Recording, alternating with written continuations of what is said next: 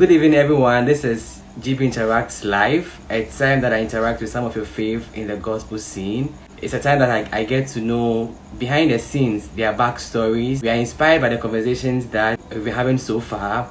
There's literally so much that these ministers have to pour onto us. And I'm glad that every Thursday you all make time to come and be blessed, come and be inspired, come and be edified by these conversations. And today I'm excited to be hosting a singer, songwriter, worshiper, pianist. Like he has done it all. And it is an honor to be hosting Minister CLOTTEY for today's session. Hello, sir. How have you been? Oh, by grace, I've been well. By grace, Charlie. God has been good. Yourself? Yeah, I'm not doing bad at all. Let's begin from TAMASCO, Voices of Hope. That was the first singing group that you joined. That was. How did you know about that? Well, I've done my research actually. Today I have to be careful. Though. I have to be careful. So I was saying that we should begin from the period before TAMASCO, when you joined Voices of Hope, the a cappella group. Then, yeah, I know that was when your awakening in terms of singing started from. But before that, you were definitely involved in something like music-wise. So tell us the story before that period. Yeah. You know the Voices of Hope. That is where I actually it was all part of what I wanted to talk about today. And you knowing it's really shocking. Like, yeah, I'm wondering how you already know all that. So music really started for me when I went to TAMASCO. All through my childhood, I knew that I was from a musical background. My dad was a music director, so sometimes when he's going to teach choirs and stuff, I'll hop into the car, follow him. For some reason, I'm just going to sit down and be watching everybody. He wanted me to learn how to play the keyboard. That was the main reason why. So he took me to a church around the Akuman Kokompe area. There was this church there, and there was a keyboard player there. So when I go, he tell me to go and sit by the guy. The guy will give me some tutorials and stuff like that. So I was just picking up a few things, like I'll hear the people singing. But when I went to TAMASCO, I was in the dormitory one time and I heard these boys singing. And it sounded like, is it a speaker? Because it sounded so sweet and so rich. So it was the Voices of Hope at that time, and I could hear the bass, I could hear the guys, and they were so good. I was like, I wanted to do something like this. So another night I went there and they were singing. I was trying to ad-lib and they called me, hey, come here. So when they called me, I tried to do something and I started singing bass. And they said, hey, the bass, they sound so rich, like so nice. I'm like, okay. So the Thursday night, then they'll call me to come and do worship. They say, oh, Carl can sing, Carl can sing. Coincidentally, we were about to vacate. I came home and I was sitting in church with behind someone, and they were singing a song, and I was ad-libbing. The person was like, hey, your voice is nice. So, yeah. and I was like, what do you mean by my voice is nice? Right. So that was how it started. I joined the Voices of Hope, but sometimes the pressure the pressure they were giving me was too much, Charlie. I couldn't stand the level of the singing, but I was still pushing myself to the extent that I came home and I started my own a cappella group called the Birds of Paradise, and I was the lead singer. So when I learned songs at Voices of Hope, I would come home and come and teach the boys at home, and it was like that, little by little. So, but would you say that growing up in a musical family sort of influenced your music? If you were not born into such a family, would you still be the CLOTTEY we know? Well, I think I inherited my vocal ability from my dad, because my dad is a great vocalist. Okay. And so now some things that he does with his voice, I can't imagine. One thing that's peculiar about him is baritone. So I try to use that side of my voice too most at times. I always say that I'm not among the best singers. I just have what is enough to express the songs that God gives me. That's all. So whether it's Say again. That's debatable. Oh, is it? Yes. Like I'm trying because if I come into the zone, I feel shy when I'm amongst y'all who are very good and to Really. sing, and it's really really hard for me. But yeah, so I took a lot from my dad. I mean, we pay attention to clarity of vocal, we pay attention to a whole lot of stuff. So I inherited the singing actually from my dad. But he's saying that now I'm better than him at it. I've gone further than him, and he's glad about that. But I know he's still good. My dad hasn't grown any old when it comes to his singing. A few weeks ago he sang at church and was amazing. Everybody was like, hey, he just understands music. And Luigi has heard him sing before at one of my concerts. So, wow, that's your dad. I'm like, he has that. We sang thee each morning, and he can put falsettos in there. He can just do transitions. Like, it was my first point of inspiration.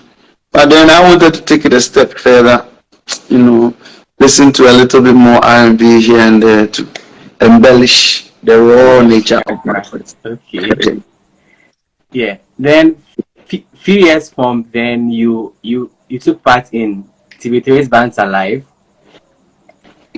Then Who a told year me that? after, you also took part in Voice Factory. Yeah, Being part of yeah. these reality shows, how has that helped to hone your talent and to define your voice? Tell us Mm. the situations around being part of the band.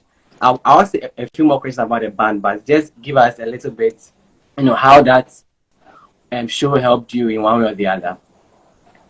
So I would say that what Bands Alive did for me basically was having endurance on stage. Okay. Being able to manage fright because the show was always live on TV Friday night. The It's not like microphone. cut and paste. We can go again. So there was action, harmony band, and I was mostly the lead singer. So you can't flop it. And we used to drill it several times. We used to sing a lot. So that's what Bands Alive did for me. And it also gave me a lot of exposure. How to manage when you're about to sing to thousands and millions of people are watching. And that time, the world was not in so much chaos. So TV was a thing. People were watching TV a lot.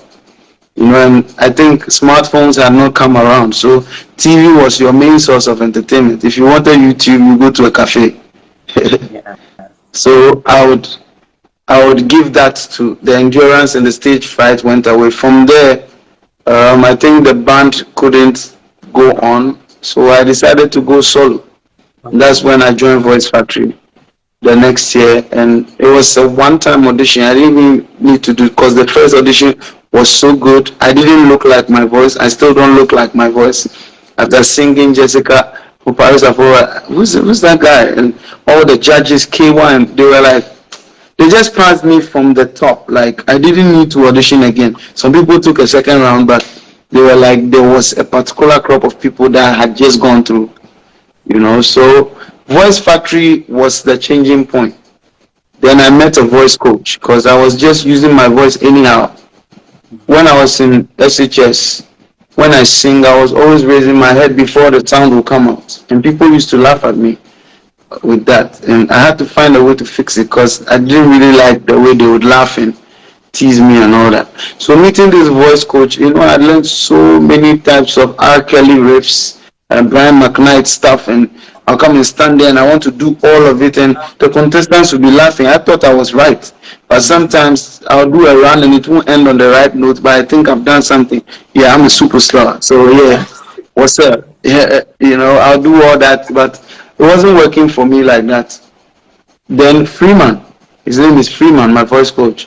I met Freeman Ame, and he made me understand my voice, the different stages in my voice, what to do with transitions. He gave me my first vocal exercises, and I'll go home and I'll drill them. I'll drill them sometimes early in the morning before the show starts. He told me how to story tell, how to break songs down and all that. And that was how come my voice and my singing changed, and I was able to understand my vocals better. Yeah. But the band, was it a secular band or was it a gospel band? It was all around. It wasn't a gospel All band. around. It was, yeah. I mean, I just wanted to reach for the stars. When I wanted to start singing. They were showing Mentor on TV. I think Mentor One or something. And I told my dad that I want to go for this competition. Sit down, stop that, because he didn't really have a good audio with coming up with music, so much but pulling down and everything. So he wasn't having success. All he wanted was that I should become an accountant. So he doesn't want, I should learn the keyboard for future reasons, but then he doesn't want me anywhere around music. And then God being so good, fortunately and unfortunately, he got the chance to go to the US. So it was just left with me by myself. My parents were not around. I would sneak out, I'll go for auditions. Anyway, there's no show in Ghana I've not auditioned for. Stars of the Future, Project Fame, all of them. And all of them I get picked, but at the end of the day, I don't get approval from the parents to go. So the Bands Alive, if it wasn't that it was a group thing, I wouldn't get a chance. And because we did well on Bands Alive, my dad encouraged the Voice Factory, and it started from there and there and there and there. It's all been about vision, basically, where I wanted to get to. After being on these shows, you definitely had influences from, like you mentioned, R&B and all these mixes. Deciding to do gospel, was it a decision that was tough? Was it dramatic for you, or it was just natural? So let's say after Voice Factory, I went to try an audition, which was Stars of the Future. So Stars of the Future, out of about 1,000 people, I was part of the top 24 after Voice Factory. So we were selected and we went to a studio, Sami Mawani studio, to do final auditions so that they picked 12. That was the time that Daniela at that time, they were all Dave of Koda, those guys, they were all there, very good guys. And that audition, I think I let myself down. I went to sing a Brian McKnight song and I didn't hit the pitch well, or I got confused at the point. So they didn't really enjoy it that much. But Zach Mallet thought that I was good enough, but the others didn't. A final list came out and I didn't make it. So he was like, okay, he would like to help me, so I should be coming to his studio. So for about 5 to 6 years, I was at Zach Mallet's studio. Wow. Sometimes he would drill me. I thought it was a very, very painful thing to be. He would be going out and he just tell me, write 6 jingles on this. And I'm like, this man, what has he seen in me that is asking me to write 6 jingles on, let's say, MTN Hitmaker? They are jingle, I sang it. We just needed one line, something. I did it. I did Ideal Milk. I did Vodafone. I did so many things. I write 6. He'll come pick 2 out of it. I think these 2 are okay. So those drills and working with different artists, Ochiami Kwame, there's this UK artist. Oh, this woman that does bad things. I would be forced to sing backup for those people, Black Rasta, so many artists that were coming through. So I was sitting down watching them, how Zap would tell them to arrange music, how he would tell them about simplicity, how guitars matter, how pads matter, how pianos matter, how they work, all those kind of things. So serving Zap, I wasn't being paid, but every time I want to record a song, I have to start it. So I have to try and start with the programming, sing a bit of the structure of the song, and I had time. In my first album, I had time.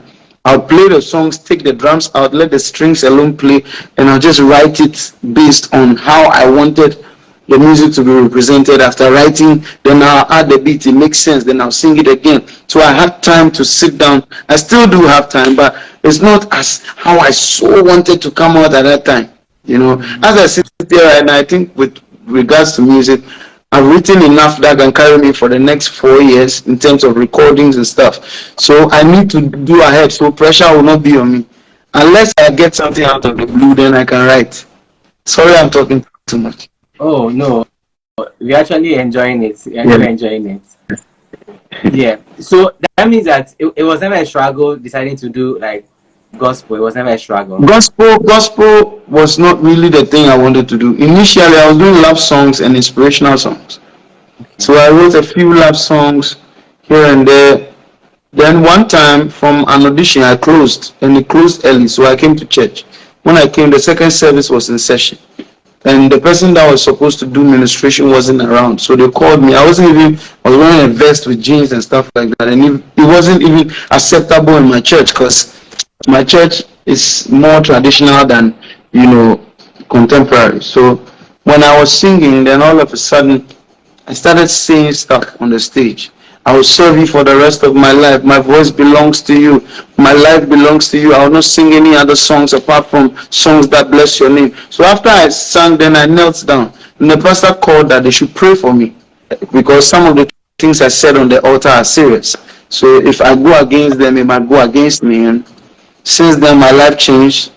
I still wrote a few songs for a few people, but me, myself, I just decided that I was going to match up against the best in the world. So my method was that my favorite singer at that time, R&B wise, that I felt our tones were similar, was Brian McKnight. So I would pick his songs and I say, if I can sing every single Brian McKnight song like the way he sang it, then I'm a global artist. Then I can also be recognized like that. But then I'll add my own creativity, stuff that I learned from Zap and pick from other artists. I'll let people feel how Carl will sing it. So that was just it. Listen to the amount of work you have put in, all the influences from Zap Marley to the shows you've been on. Do you think currently some of the young singers, do you think they are going through similar pruning process? I know, actually, the new generation, the more riffs, more tones, more unique stuff. What I would say is that in this dispensation, there's more online to learn from. Okay. Our time it was just double A approach. That there was this guy who would teach on YouTube, Mark Arsenal or something. It was the first vocal coach I ever watched online, and it was awesome. And there was not too much to learn from, but transition wise, tone, having identity, dexterity, resonance, all those things play a very serious part when I'm singing. I need to feel it myself. If I don't feel it, then it's not good. Communicating it, dynamism, not sounding one way, sounding, trying to sound distinct and everything. I want to have a tone that if anybody listen, oh, this is CLOTTEY, this is how he does it. I'm not a very good guy when it comes to racing and doing runs and stuff like that.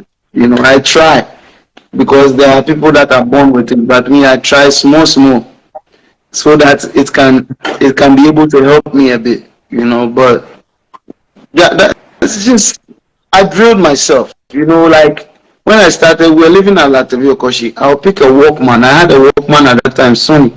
I'll put a CD inside and put R. Kelly songs, Brian McKnight songs, Westlife, Brian Adams, or Michael Bolton, those kind of songs. And I'll walk from my house at Latavio Koshi to the Choco Beach. And I'll just be singing whilst I'm walking. People will be watching me as if I'm a madman. I'll sing my way to the beach, go and stand there, make sure I sing. When I sing, I'll make sure I lose my voice. So a friend of mine told me that go sing. If you lose your voice, the next time your voice comes, it will pick the next level. That I was like, okay, so I don't have any guidance. I'll sing, then I'll walk home again. No cow. Walk home and be singing. Sometimes I'll be walking around the road singing. People will be laughing, but they didn't know that I was speaking vibe and I was speaking, a tone and all that. It's just a special thing that I've always wanted to do. Yeah. Someone said small rips and runs in Punye. It's hard to believe that. Now, yeah. So let's talk about The Way, the Truth, and the Life. That was your debut album. That album was released in 2012, if I'm not mistaken. Yeah. Yeah. How was it like? It's been your first major project. How much of control did you have on it? Tell us the writing process, the production. You've mentioned a few when we were talking, but I want you to, it's been the first time for those of us who are here that we are also starting projects and want to know Were there struggles? Like, was it easy? Did you have help? Tell us all about that. You know, I told you I worked with Zap for a number of years. So in my second, third year, when I knew how to press record on Cubase, when I knew how to pick my vocals and pick them well, I knew how to program basically. I just started working on them. So the first one that I worked on was Holy is the Father. There was a guy at the studio called Cephas at the time. Very good keyboardist, very good bassist. So when we were working on Holy is the Father, he was like, bro, I think I know Osei. Let me take you to Osei and let's see if Osei can help you. So he went to introduce me to Osei. And when we got there, Osei was like, it's a good song. At that time, he said, I think they charged me about 1,700 cedis. I didn't have that money. I didn't know where I was going to get it from. So I came to church begging people who are giving me 50 Ghana, 50 Ghana, 20 Ghana, 10 Ghana, this. I'll ask my dad and he'll help me a little. So I recorded that first song, Holy is the Father. So that first recording, the way it came out and how amazing it was, now people, wow, this guy actually has something. And I was singing BV for a certain woman called Benny Sansa, and she was like, oh, since I've been helping her, I don't charge her and stuff. So she's going to try and shoot one video for me. So the guy that shoots her video, she was like, oh, wow, let you shoot for car. And she just gave him like 300 CDs at the time. The rest I had to raise it myself. But she established that connection. So from there, small, that first song came. Then I decided I'll do more. So I wrote All I Need. All I Need was an old song that I turned into gospel that I had written already. So All I Need came up and we recorded it in Zap Studio. When he came to hear it and he saw what we had done, so why he said, this is good, I'll help you. Then from All I Need, then I wrote Cashing. So it was taking months, little by little. Sometimes I'll be so upset with Uncle Zap because we will start a song and we will just leave it and we won't be using it for it. He will mix it, you come, you see that I found. Like I'm not happy because I'm not paying him. But little by little, by the time I realize he has mixed one, leave the second one, and I'll sit down when he's not in the studio, pick the song and write. I'll just imagine myself on a global stage trying to write. Kashimi is not on YouTube. I'll be putting those songs there. I mean, the original. I featured Curtis Kwako, one of the best vocalists I've ever experienced. That guy gave me a run for my money back in the day. His breathing is amazing. His range is, hey, let me say, it's not easy. His breathing, his range, small. Sometimes I'll write, I'll be going to buy food, imagining what I can add, what I can add, what I can add. I'll put it down, I'll record on my phone. I had a small phone, do a record, I come back, put it down. Sometimes I get depressed, sometimes the thing is not coming. Like 1 hour looking for one line. Just sometimes just a word to put there.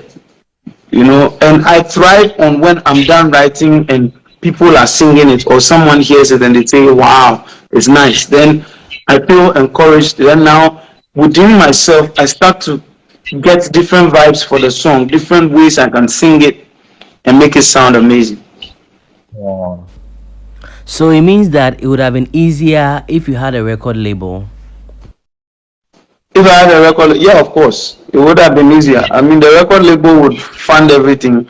Everything was hand to mouth, hand to mouth. Sometimes I would have to bribe Uncle Zap by buying food for him, buying lunch, buying this and everything. Sometimes when he's come to mix, today you buy lunch, you buy coffee, you buy this. Then I'll make sure I buy everything. Then he'll start mixing little by little. Says, oh, your song, I'm done. Sometimes I'll come to work early in the morning and he's sitting by it and I'm excited. I'm like, whew, he's working on it. And it was amazing. Little by little, we did 9 tracks, 9 different tracks on that project. And when I was done, I had to just, nobody sent me. It's as if God just knew what he wanted to do. I had to just go out there and find a way to package it. Go and cut CDs, and my first album didn't really sell because people didn't get the concept of the type of music. I told you the type of church I'm from. It didn't really sell. We printed 1,000 CDs and we sold only 60 at the launch. Wow, but the views online, seem like it did quite well. 4.6K, 4.7K. It seems Yeah, I doing well. mean those times, yeah. I mean, the outside world accepted it well. Crystal TV was playing it at that time. I had a friend there called Sophia. She was playing it most of the time. So it made the song, a popular song. And those times, people were not really on YouTube. So Yeah. yeah, I'm planning on redoing some of those songs. So I bring life into them once more. Why is it difficult for gospel musicians in this part of our world to find record labels or sponsorship for their projects? Well, baby, I mean, you've answered it. It's just because it's gospel. They feel like gospel has a limited audience. When it's gospel, it's not mainstream. Buddhists cannot listen to it. Atheists cannot listen to it. They want a broader audience, so they want to put their money into something that would would yield more dividend. Like they can take you on tour around the world on different platforms, the O2, this and that, so they can get returns on their money. When it is gospel, yes, we claim that Ghana, we are a Christian nation, we are more as Christians, but then we don't get people supporting us and putting their money into what we do. Um, But the advent of ticketed shows, is it something that you think that we should do more so we can get the corporate world paying attention to us? Well, ticketed shows. My experience with ticketed shows. My last event was ticketed, and the money we got didn't even reach quarter of what we put in. Maybe because it was the first time we ticketed it. But if you get the numbers and the ticket is well rated and you get the numbers, that will help. But I don't even think that will take care of the event itself and a little bit more stuff. But this music space is more broader than just ticketing events. yeah. It's, I mean, if you are rather getting more streams online, that should get you more money than even ticketing events. Because then, when people really love your song and they stream it, you are going to make a lot of money, especially if it's millions of streams. You are going to make a lot of money, even more than the tickets will give you. What role does your church play in your music? My church, well, basically, what they tell you is that we are with you, we are with you, we are with you. That's all. I was asking that can the church in general do more than they are doing currently? Yeah, I mean, the church can. I mean, if they are able to, have that commercial mindset for the music and understand that the artists that are in the church can, the artists can become ambassadors, like can hold the brand of the church. I mean, people don't like it when I say the brand of the church, but no matter what, once there are different churches, there's always competition. No matter once when you lose a member, a pastor loses a member, he's worried, you know, then it's always competition. So you have to make sure that how you brand your backdrop, how everything is working is there. So if that is the case, you the artist needs to be invested into, You don't have to be worrying about how to raise money for your recordings. All the things that you need to do have to be focused on writing music. Yesterday I saw a video of Pastor Nathaniel Bassey, that the reason why it's been a blessing to so many people has to do with the fact that somebody just decided to say that we are going to handle this, just focus on the music. And that's how come he's being productive. Pastor Nathaniel Bassey once also said that just for strings on a song that he featured Chandler on, the strings alone cost $2,000. Here in Ghana, if you want to do a song, tops are 3,500, 4,000 if you have a track. But that's the whole track. But he's spending $2,000 on just strings. There are certain mixing engineers who they'll take $5,000 just because it has to sound some way. So it's really a huge area that has to be looked at. Look at what Pastor Chris is doing with Sinach and Eben and the rest. They become global artists. Eben on any day can decide to come to Ghana and have a concert here, and he won't be a stranger because there is a system. You understand? If you look at Easy Concepts, it's business. He's putting money into it. He's reaping his benefit. I was asking how much it would cost to bring Mercy Chinwo to Ghana when she was with Easy Concept, or even if she's still there, and it's way above like $15,000 just to bring her to Ghana from Nigeria. Where if you take car, come Ghana. The brand is heavy. Tell us about your writing process, because I listen to your songs and the structure of the songs are usually very, very wholesome. I know you've spent some time with Zab Mallet, you've spoken a little bit about you writing the songs and all that, but I want you to take time and take us through like the entire process, how you are inspired and how you get down to putting these words down. So there's two ways I would write. First one will be probably I'll be singing another song, then I'll be in a mood. So then I myself will just put myself to say certain things and it will just become a song. One and only was one of them. I was singing from the back. I was entering my room and the chorus just came. So I just recorded it on my phone. I was like, this sounds amazing. Wow. Then I was like, let me not waste time on it. Let me just try and get some verses. Then there and then it just started pouring out. So that one is Holy Spirit impacted and based on the things I have listened to in the past. So building up my musical vocabulary, having certain sequences, certain melodies in my mind, having certain set of words that I've come across before, how deep it could be, how I can think about the love of God and just come from there. Sometimes when I get the words, it doesn't come clearly. It will just come as some of them I'm just cutting over the words, I'm just doing some stuff. But later, when I sit down to work on it, I work on the melodies and I put words to them.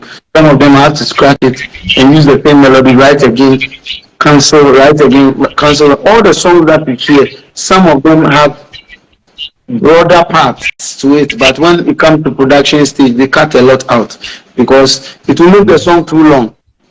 The song I released is a continuation of a song that I wrote on the album called On High. So On High, and I wanted to add Ghana to it and Mokupe. So they were the same progression. But then Billy was like, no, bro, this is a different song, bro. This one be different song altogether. So let's separate them. So now if you listen to both songs, they sound totally different. But then it was gotten on the same day. I just thought, let me just put my mind to it and do it. And now it sounds like a record on its own. And it just tells you that you have to listen more. Listen more. When you listen more, pick up a lot of words too as you listen. Read more. And those things, when you put them together, put yourself in the mood. The vibe is what I thrive on. Put yourself in the mood, as if you are performing, as if you are holding a microphone, as if you are singing to Jesus, as if, just do it like that. And most of them too, like they're like this. I have to freestyle a number of times, try different things. Then, oh, okay, this one works. Then I record. Then later I come. Then I break them down. So it flows naturally. It's not like you sit down and add this word to this word and try. No. I let it flow naturally. So there's two ways I write. Either without any instruments accompanying it, I just get the melodies, put the vibe. Put those things together. Then I've never seen a lover like you. That with a love that's so true. Yeah. And I put, okay, if the BV sing it, would it work? Then I'll bring it to my BVs, they'll sing it. Oh, okay, that's dope. Then we go back like that. And I know that this songwriting stuff is difficult, and over time I might lose a bit of my mojo. So I need to write as much now, so that those times when it feels like you are on tour, you don't have time to write again, they have songs lined up already. Just like in Kunim was all the way from 2017, and I picked it and released it last year and recorded it for the last 2 years. That's how it works. There are songs that I'm still bringing that are from back in the day. Yeah, I lost a phone of mine that had a lot of songs on them, but in India. Have I written for other ministers? Yes, I have. And my experience for writing for other ministers is scary. So sometimes these days I've slowed down on writing for people. Unless I really like you, unless unless we can. I don't need money for it. I just feel like I just need to be acknowledged for the work done. That's all. Like, fine, even if you don't acknowledge me, don't write me off. Like, I wrote a song for one minister. The song became a very big song, and now he's taking my name out of it. Oh, first he said calculated wrote 70%. Now later he's saying calculated wrote 50%. And I'm like, okay, it's getting there. But everybody who listens to the song is able to tell that this song Carl wrote it. Even when he took it to the engineer to mix it, he said, did Carl write this? Sounds like Carl singing. Because it's Afrobeat and it's just my style. I've written a song on the spot for a woman from the US. She's a Ghanaian living in the US. It's called Abna Beko, and it was a masterpiece. I mean, you can check it out later. Abna Beko Testimony. It's a very beautiful song. I've written Heartbeat for Theo Praise. I've written Bukan for Pious Old Praise. So many people, I can't even count. Secular artists who have written some, but there is a no disclosure something, non-disclosure agreement. That I shouldn't say that I wrote it, so I just keep that down. Most of the time we did those non-disclosures, it was just tips. Me, I didn't have any management. I didn't know about money. They can just give you some 200 Ghana and they closed you. Me cry, it meant so much to me at that time. Do you have any plans of writing an all-star song? Because when you write a song, the song literally does not end.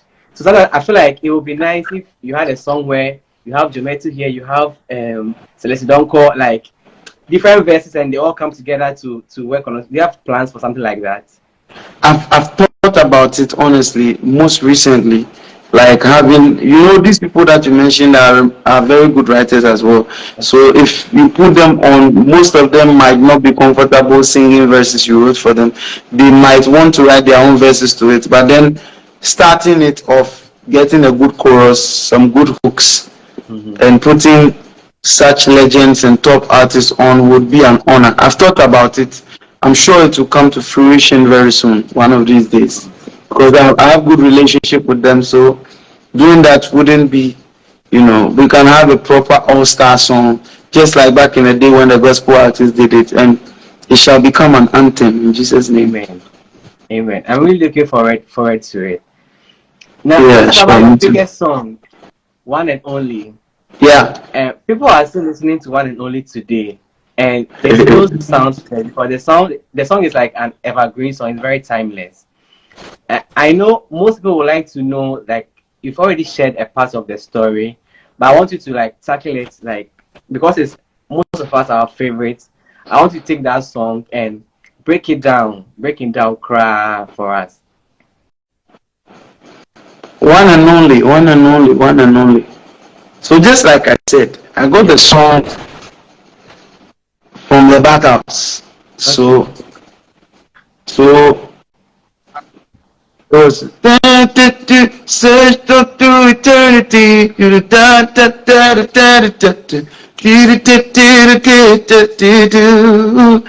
There's something that I learned back in the day when I was trying to write songs, and my dad taught me, and it has stayed with me since.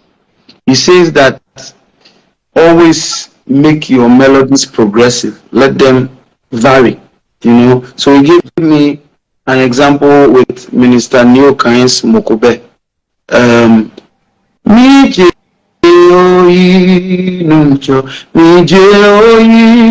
is Mokobe Nitamobo. It doesn't take one line sequence like that. So when I'm writing, I try to play and vary the melodies so that it keeps the ear engaged when you are listening. So One and Only, the first verse, second verse, all came based on how I've listened to song and how I know the second verse should further explain what the first verse said. So I've searched all through eternity, couldn't find myself a friend who loves me so deeply the way that you do. Then I'm done with this part. Da da da da.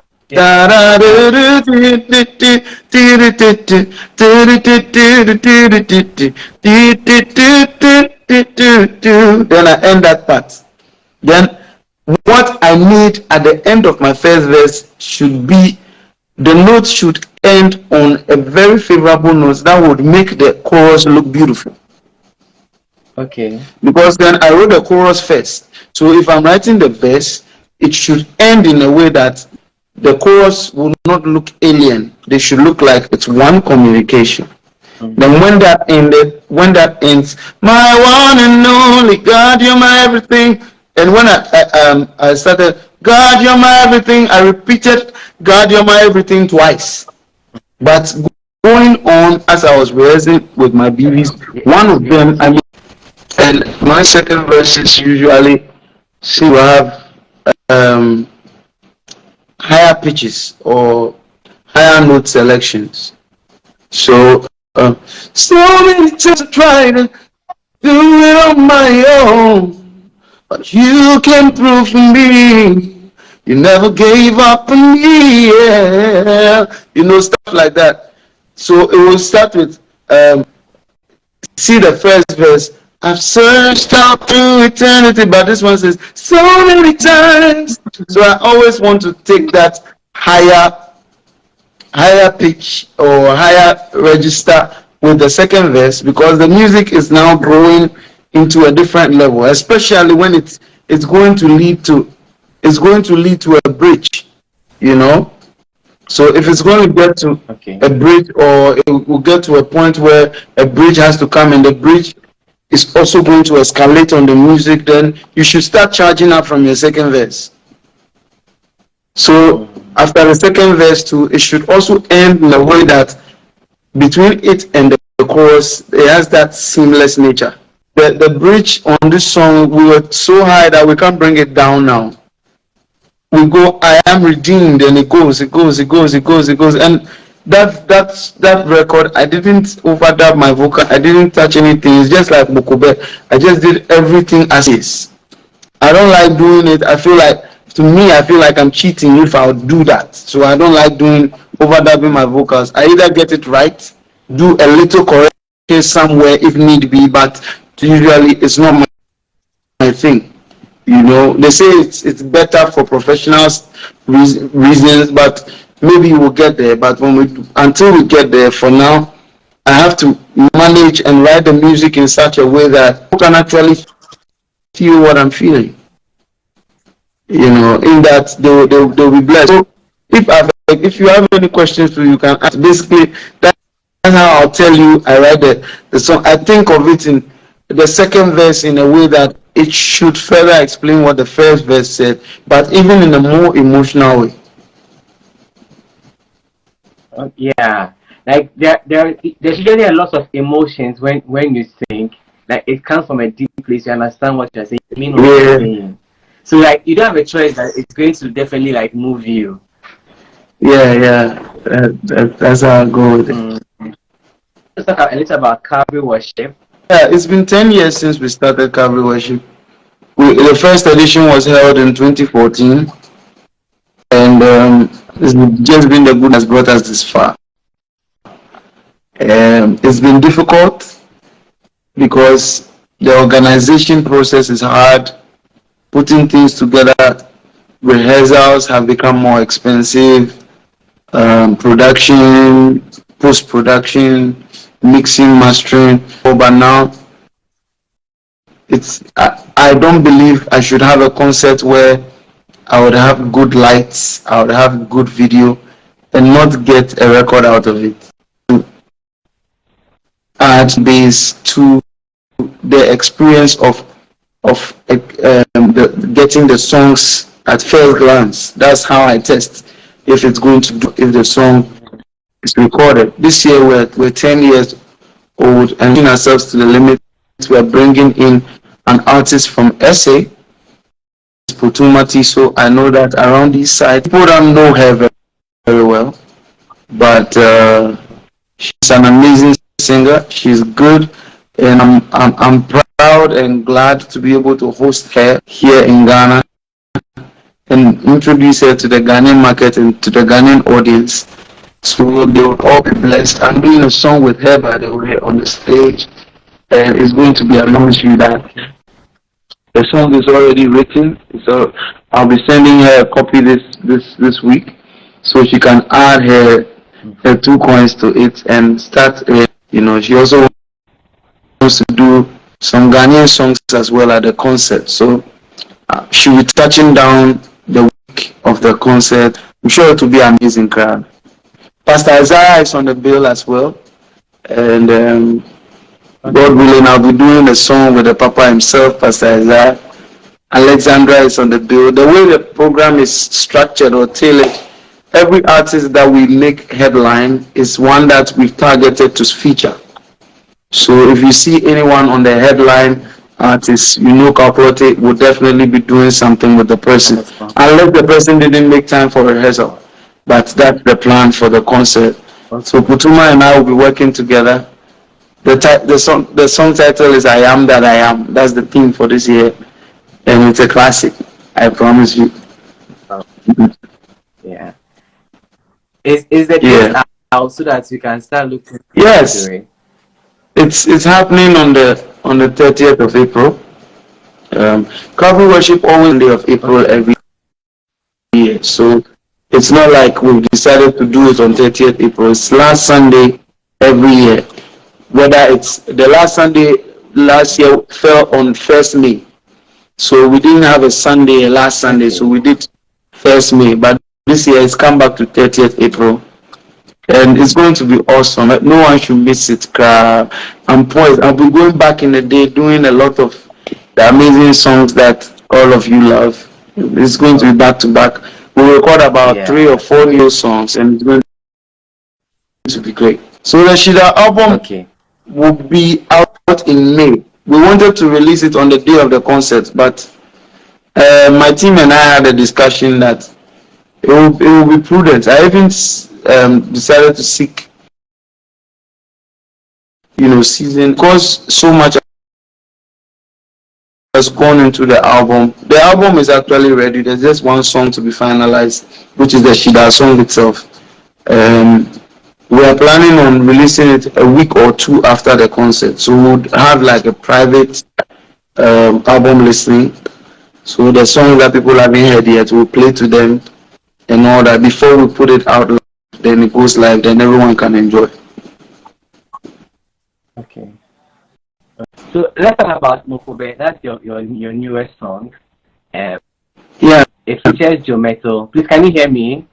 Yes. Yes, I can hear you. You've already mentioned that it was a part of another song that the team decided that it should stand on its own. Tell us, getting Joe Metal on it, the writing process, and then anything you want us to know about the song. Yeah. So Mobe wasn't really difficult to write on.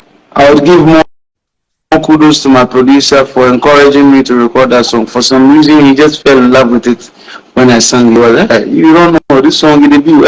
Thank my producer Billy for encouraging me to record it. As to getting Joe Metal on it, we have a very, very healthy relationship, very good relationship.